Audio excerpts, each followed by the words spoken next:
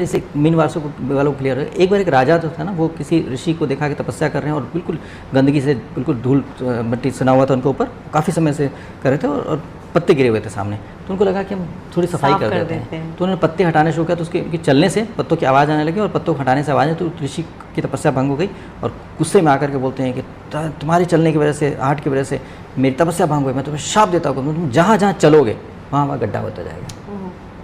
अब राजा घबरा गए। राजा तो बहुत अच्छे से जब सेवा कर रहे थे तो भाव क्या था।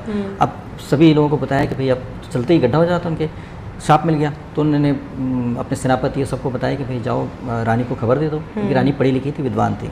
तो क्या था कि वो रानी को खबर दी कि मेरे को ऐसे शाप मिल गया, मैं क्या करूँ, आप समझाओ, बताओ मुझे कुछ। मिल करके अपने जीवन साथी से बात करनी चाहिए ना। तो उन्होंने बात किया, तो उनकी रानी जो बहुत अच्छे से सोची और बोली कि एक काम करो, पालकी लेके जाओ, राजा साहब को पालकी में बिठा के ले आओ।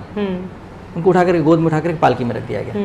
अब राजा चल नहीं रहे हैं, पालकी में जा रहे हैं। पालकी में राजमहल में ले आया गया, बिस्तर पे उनको बिठा दिया गया, सिंहासन में बिठा गया। पालकी से ले जाते थे, बिठाते, चलते नहीं थे।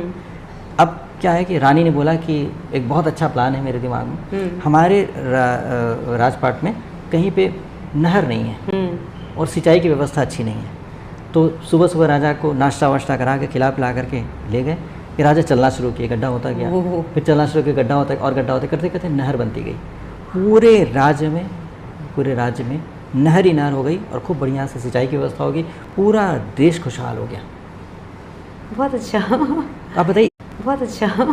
आप बताइए, इस नेगेटिविटी की वजह से पॉजिटिव हो गया। तो हर चीज़ नेगेटिव है, इसका मतलब नहीं कि सब नेगेटिव ही हो, उसका नेगेटिव में कहाँ पॉजिटिव एस्पेक्ट है वो देखने की ज़रूरत पड़ती है। तो यहाँ पर ये कि देखिए, आपके जीवन में अगर गड़बड़ होती है, ये तो देखिए कि आपको परिवार के साथ बैठने का समय मिला 1 महीने का। अगर हमेशा के लिए गड़बड़ होता तो फिर चिंता की बात है। यहाँ हमेशा का नहीं है, क्योंकि आपको नहीं पता, मुझे तो पता है ना, तो मैं ईमानदारी से बता रहा हूँ, भगवान को साक्षी मान के बोल रहा हूँ कि आपका समय बदल जाएगा। तो इसीलिए